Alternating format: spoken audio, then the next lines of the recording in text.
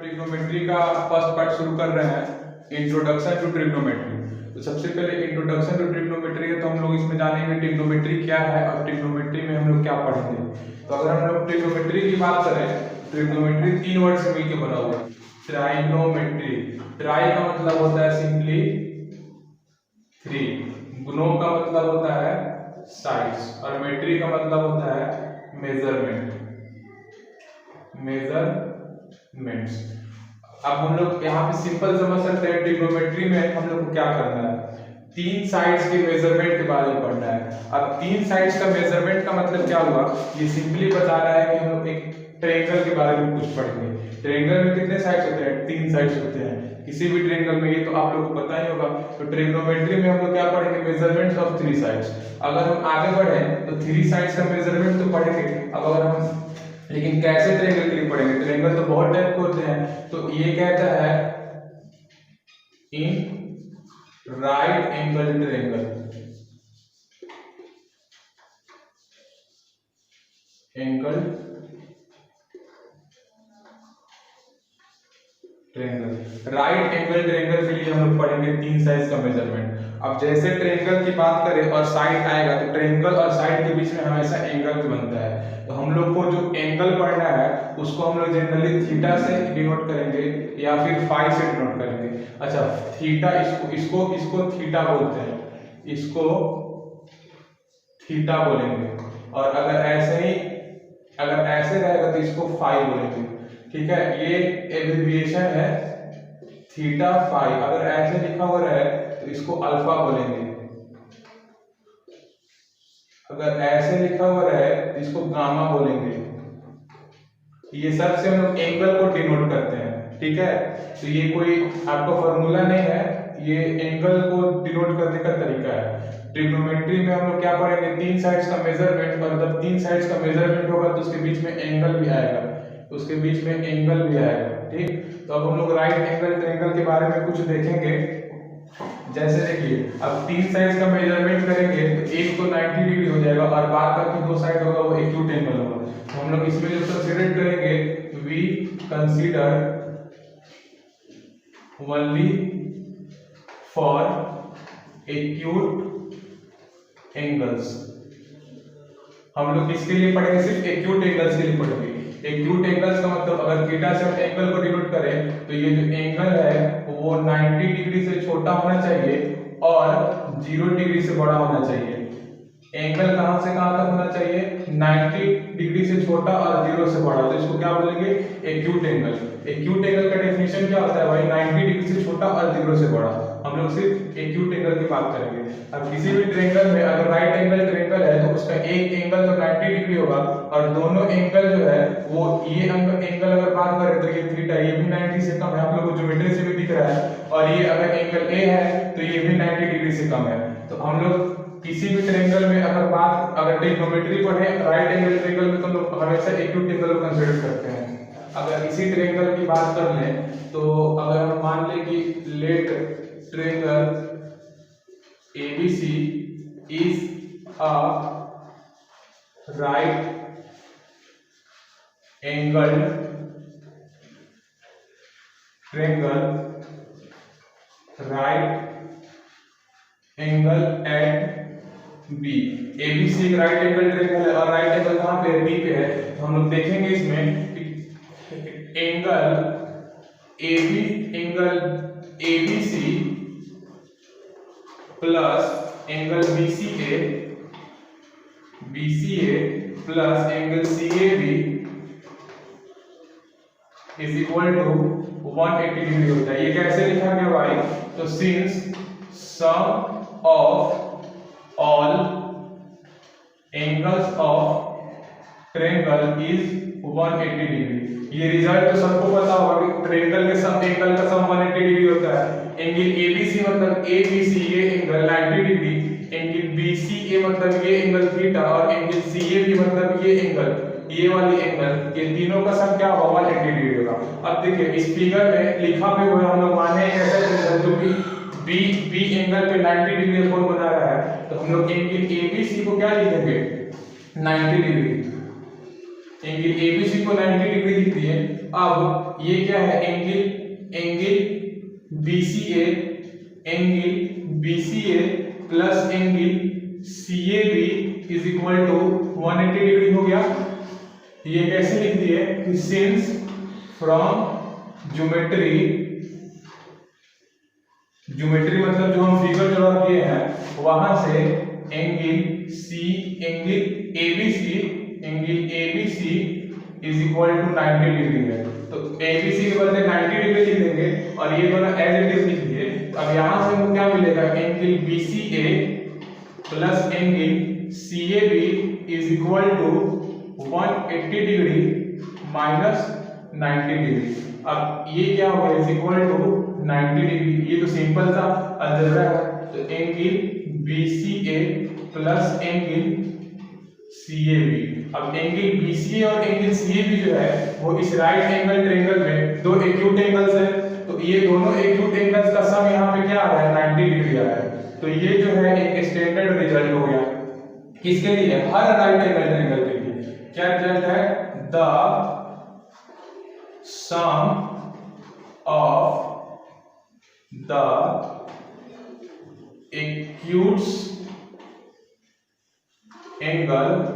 acute angles of a right angle triangle is 90 degree.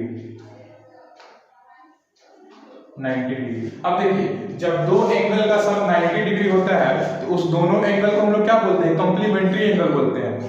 ठीक, तो यहां से हम लोग ये बोल सकते हैं कि the acute angles of a right angle triangle are always complementary.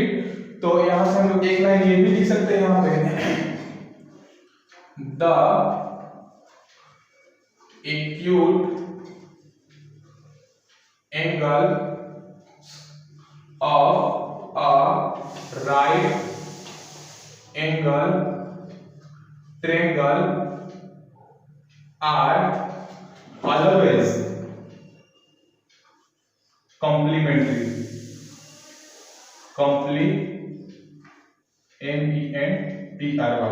किसी भी राइट एंगल ट्रायंगल का जो दो एक्यूट एंगल होता है वो हमेशा क्या होता है, कॉम्प्लीमेंट्री होता है। ठीक है, कॉम्प्लीमेंट्री दो एक, अच्छा सबसे पहले दो एंगल को कॉम्प्लीमेंट्री कब बोलेंगे, तो यहाँ पे एक स्टार मार्क करेंगे और लिखेंगे कॉम्प्लीमेंट्री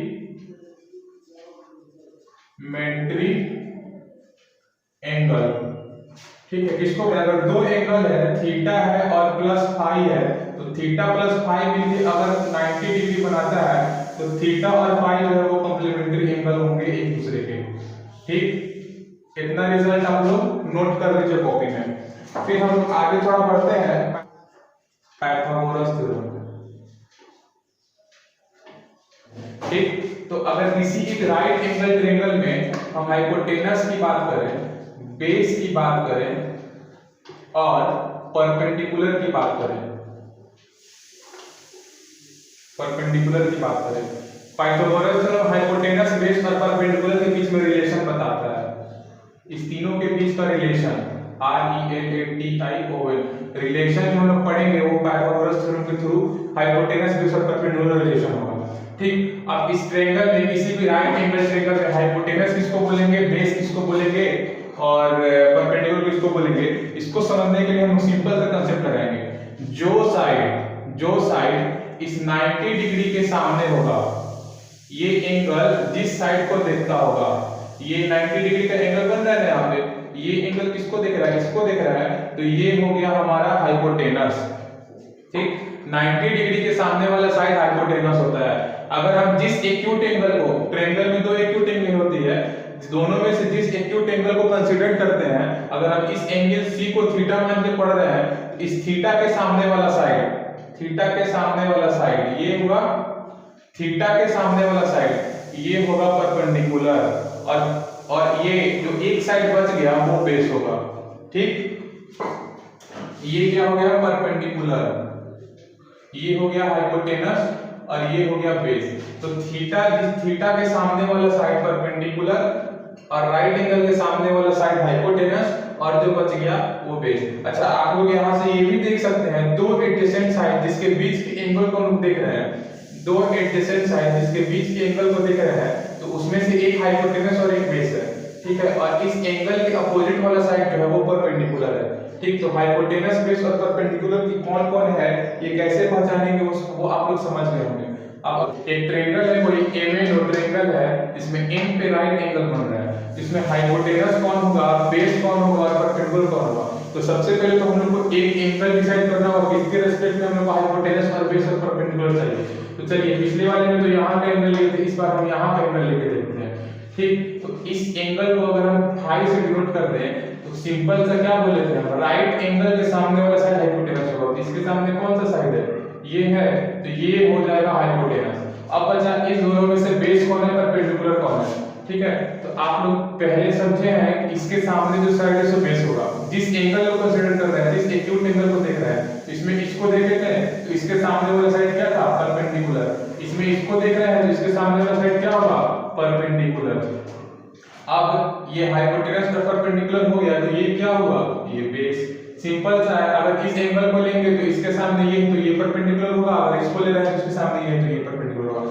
थीटा या फाई या अल्फा बीटा गामा, जिससे भी कोई एंगल ले, या फिर इस एंगल का नाम दे दिया है क्वेश्चन में 30 डिग्री, 40 डिग्री, 50 डिग्री, तो इसके सामने वाला परपेंडिकुलर इस और राइट एंगल के सामने वाला हाइपोटेनस और जो बच गया सो बेस, ठीक। पाइथागोरस थ्योरम का सिंपल सा रिलेशन होता है कि square of hypotenuse, hypo T E N U S E, square of hypotenuse जो होता है वो बेस का स्क्वायर, बेस का स्क्वायर प्लस परपेंडिकुलर, परपेंडिकुलर का स्क्वायर के बराबर होता है। हाइपोटेनस का स्क्वायर जो है वो किसके बराबर होगा, बेस के स्क्वायर के बराबर प्लस परपेंडिकुलर के स्क्वायर के बराबर। अच्छा, हाइपोटेनस के स्क्वायर का मतलब क्या होगा, हाइपोटेनस के स्क्वायर मतलब ये नहीं कि अब कहां से इसका स्क्वायर है। देखिए, अगर क्वेश्चन में लिखा हुआ है कि ट्रायंगल में जो हाइपोटेनस है उसका लेंथ दिया हुआ है एक, मान लीजिए इसका लेंथ 5 सेंटीमीटर दिया हुआ है, इसका लेंथ 3, इसका लेंथ 4, तो हाइपोटेनस का स्क्वायर मतलब 5 का स्क्वायर इज इक्वल टू 3 का स्क्वायर प्लस 4 का स्क्वायर, ठीक है। तो ये होता है हमारा पाइथागोरस थ्योरम। इसका यूज करके अगर ट्रायंगल में हमको दो साइड्स दिए हुए तो हम तीसरा निकाल सकते हैं, और उसके बाद हम लोग आगे उसको ट्रिग्नोमेट्रिक रेशियोज में यूज करेंगे, ठीक है। पाइथागोरस थ्योरम से जो रिलेशन होता है हाइपोटेनस का स्क्वायर इक्वल टू बेस का स्क्वायर प्लस परपेंडिकुलर का स्क्वायर, ये तो वो स्टेटमेंट हो गया पाइथागोरस थ्योरम का। लेकिन अगर हमको कैलकुलेट करना हो तो हम ये भी फार्मूला लगा सकते हैं और ये भी।